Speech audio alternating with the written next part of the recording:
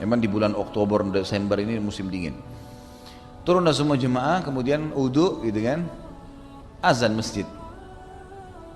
Saya lihat si mutawif ini sama supir nggak ada hadir di masjid. Saya pikir mungkin sebentar mereka turun. Sampai kami selesai sholat subuh mereka nggak sholat. Udah selesai. Gimana caranya saya nasihatin nih? Ini orang-orang Arab nih. Hah? Ngerti bahasa Arab, ngerti Al-Quran. Mereka baca Quran beda dengan kita loh.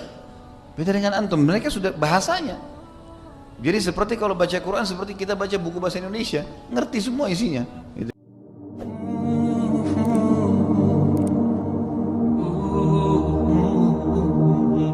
Ada pengalaman, saya temukan ternyata tour leader, ada mutawifnya ya, orang yang membimbing kami di situ dari Jordan dengan supirnya. Pada saat jemaah tiba di Jordan malam, dan kami jalan jauh 4 jam ke satu kota yang lain gitu, dari Amman ke kota yang jauh di Petra, 4 jam. Pas menjelang subuh saya bilang sama supirnya, tolong subuh nanti mampir, karena kita mau sholat subuh. Baik, kita akan mampir gini. Begitu masuk masjid dingin sekali, memang 2 derajat kemarin, luar biasa dinginnya, masya Allah gitu. Dinginnya luar biasa, airnya seperti es gitu. Memang di bulan Oktober, Desember ini musim dingin. Turunlah semua jemaah, kemudian udhu gitu kan, azan masjid. Saya lihat si mutawif ini sama supir nggak ada hadir di masjid. Saya pikir mungkin sebentar mereka turun. Sampai kami selesai sholat subuh mereka nggak sholat. Udah selesai. Gimana caranya saya nasihatin nih? Ini orang-orang Arab nih. Hah? Ngerti bahasa Arab, ngerti Al-Quran. Mereka baca Quran beda dengan kita loh. Beda dengan antum. Mereka sudah bahasanya. Jadi seperti kalau baca Quran seperti kita baca buku bahasa Indonesia, ngerti semua isinya, gitu kan? Ini nggak sholat, gimana cara nasihatin? Saya lihat momen yang tepat. Selesai habis sholat subuh, berjalan waktu, saya coba sangka baik mungkin mereka sholat, gitu kan? Mungkin saya tidak tahu, mungkin mereka sholat di belakang, habis salam langsung keluar, Allahu alam. Tapi saya feelingnya kuat sekali ini orang nggak ikut sholat nih, gitu. Menjelang tiba di lokasi, setelah habis sarapan pagi segala macam, kemudian kami menuju lagi ke satu daerah lain, gitu kan, sekitar 1 jam dari situ. Di tengah jalan lagi terang cuaca, gitu. Duhur, habis menjelang asar pada saat itu ya, kami sudah jamak duhur asar. Kemudian saya lihat pemandangan bagus sekali, gunung-gunung batu, karena kita lagi pergi ke padang pasir untuk melihat keajaiban Allah di situ kan. Ada memang oleh pemerintah Jordan disiapin namanya Wadi Ram khusus untuk melihat keajaiban padang pasir itu seperti apa. Di situ saya menggunakan momen. Saya sempat bilang, ya akhi, kenapa Jordan ini tidak membela Palestina? Saya coba buka pembicaraan. Ini perbatasan cuma lembah. Ini sudah dijajah oleh Israel, ini Palestina, ini Jordan di sebelah. Oh, kami sudah berjuang. Kami berjuang dari dulu, gitu kan, melawan. Tapi kalah dalam peperangan sama Israel di tahun, kalau saya tidak salah mereka bilang 68 apa. Terus ada upaya lagi, tidak ada. Baik, kira-kira menurut anda berdua ini apa penyebabnya? Kenapa tidak kalahin Israel? Mereka berpikir sejenak.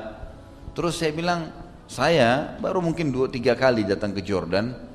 Saya tidak melihat ada ketegasan di tengah jalan segala macam. Ada kedekatan diri orang dengan agama, termasuk Palestina sendiri.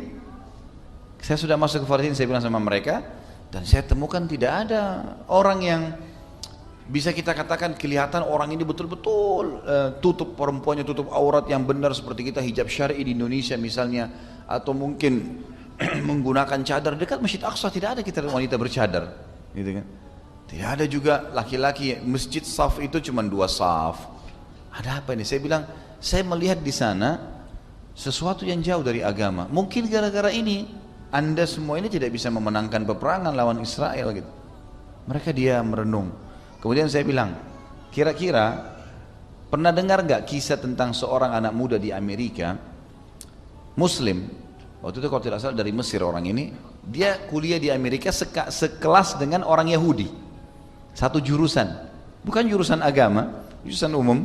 Kemudian si Muslim ini bilang sama si Yahudi, kalian sekarang merebut wilayah kami di Palestina, dan kami sakit hati dengan itu. Umat Islam semua marah dengan itu. Tapi kami belum punya kekuatan sekarang. Cuman ada hadis Nabi kami tentang tanda-tanda hari kiamat nanti.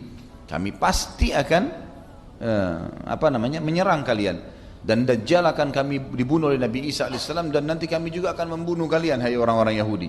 Sampai kalau kalian sembunyi di atas batu, di bawah pohon, batu dan pohon akan bicara. Kalau hai Muslim ini Yahudi, bunuhlah dia. Si Muslim ini kaget waktu si mahasiswa Yahudi ini tersenyum. Lalu dia bilang, kami juga orang Yahudi tahu hadis Nabi kalian itu. Jadi kalian akan perangi kami nanti, kalian akan menang, itu kami juga tahu. Tapi yang akan memerangi kami bukan orang seperti kamu ini. Ditunjuk mukanya.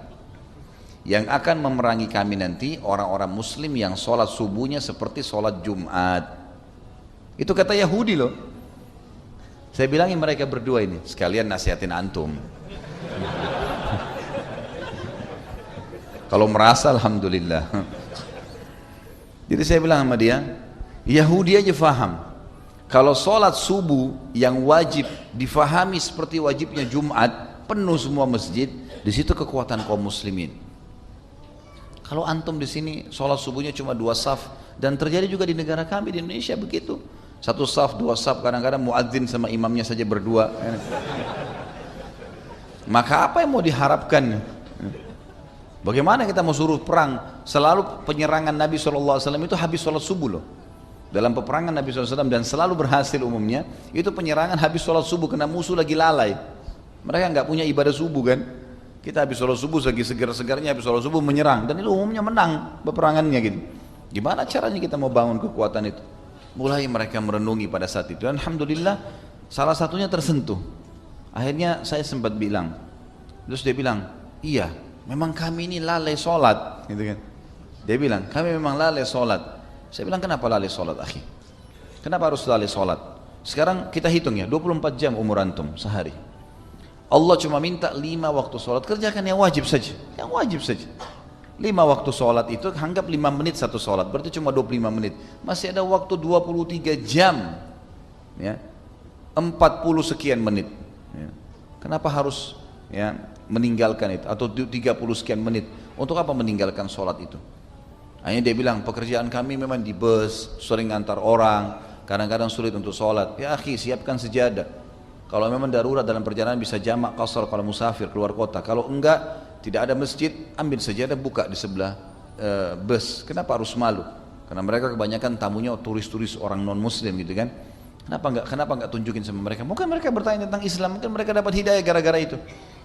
Alhamdulillah, semenjak itu teman-teman sekalian kita mampir masjid selalu masuk sholat.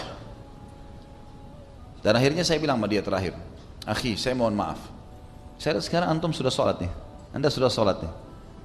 Saya sempat berikan contoh ke jamaah saya, kalau pada saat mampir subuh, Anda ini sama supir tidak sholat subuh. Dia bilang benar memang, kita nggak sholat subuh. Dan saya tersentuh dengan kalimat yang antum ucapkan, yang saya ucapkan gitu kan. Kalau Allah cuma minta waktu 5 menit per sholat, kalau yang wajib saja, kali 5, subuh, duhur, asar, maghrib, isya, itu hanya 25 menit. Kita masih punya 23 jam bisa dipakai. Maka saya merasa iya ya, kenapa saya tidak lakukan? Saya bilang iya, harus. Dan waktu itu umurnya sudah 50 tahun loh. Ini luar biasa gitu kan.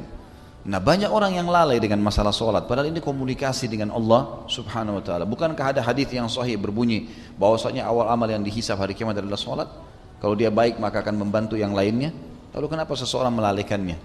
Sebagian ulama salaf teman-teman sampai bukan hanya menjaga sholat on time waktu, sebagaimana para sahabat mengatakan, kalau terdengar azan di zaman Nabi SAW, maka kami semuanya memadati masjid sampai kami tidak menemukan yang meninggalkan masjid pada saat sholat 5 waktu di awal jemaah itu kecuali orang-orang munafik.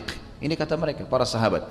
Dan sampai seseorang di antara kami yang lagi sakit dijemput oleh sahabatnya atau temannya dan ditopang sampai menuju ke masjid, dan pada saat dia berdiri di saf dia memegang pundak temannya atau sahabatnya untuk sholat, karena mereka tidak mau kehilangan masalah itu. Dan siapa yang sholat on time teman-teman, Allah akan berikan cahaya di wajahnya, di kehidupannya, diberikan di kemudahan semua oleh Allah SWT. Karena seperti orang yang absen, saya kalau kerja di kantor kemudian pimpinan kita sedang memanggil, pasti orang yang pertama hadir ya itu akan punya nilai plus. Oh ini orang selalu tepat waktu, kalau disuruh kerjaan selalu datang, ya, seperti itulah kurang lebih. Kekhusyuan dalam sholat, nanti akan kita bahas, ada babnya khusus gitu kan. Itu adalah konsentrasi dalam mengerjakan perbuatan. Kita kalau dikasih tugas di kantor lalu kita konsentrasi, fokus, selesaikan semuanya sesuai dengan jadwal yang sudah yang sudah disepakati, bekerja benar, kita akan dapat hasilnya. Kurang lebih seperti itu rasionalnya. Datang absen berarti on time datang kerja. Kemudian khusyuk dalam sholat adalah memaksimalkan hasil kerja kita.